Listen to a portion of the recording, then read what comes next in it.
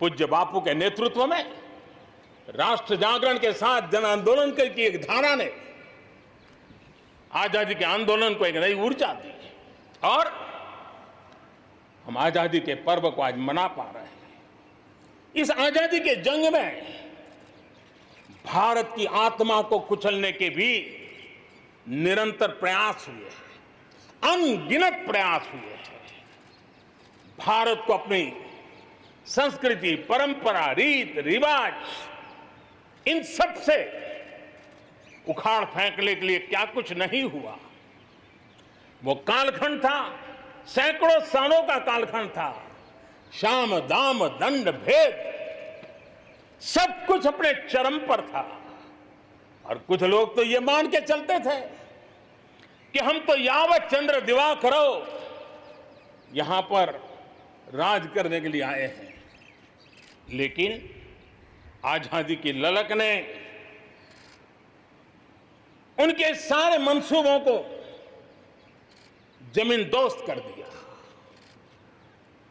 इनकी सोच थी कि इतना बड़ा विशाल देश, अनेक राजे रजवाड़े, भांति भांति की बोलियां, पहनवेश, खान पान, अनेक भाषाएं,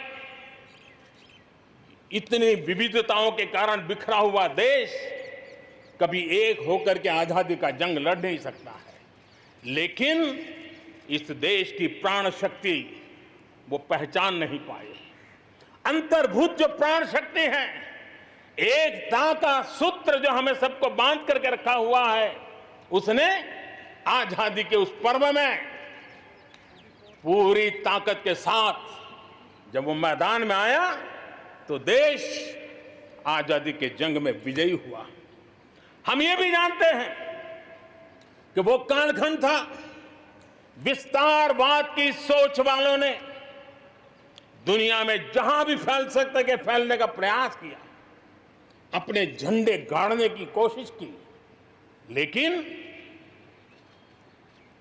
भारत का आजादी का आंदोलन दुनिया के अंदर भी एक प्रेरणा का पुंज बन गया, दिव्य स्तंभ बन गया और दुनिया में भी आजादी की ललक जगी।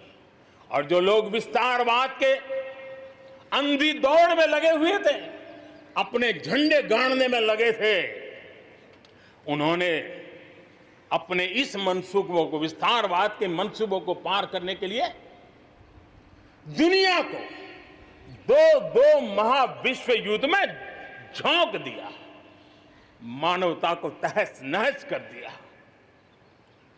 जिंदगी तबाह कर दी, दुनिया को तबाह कर दिया।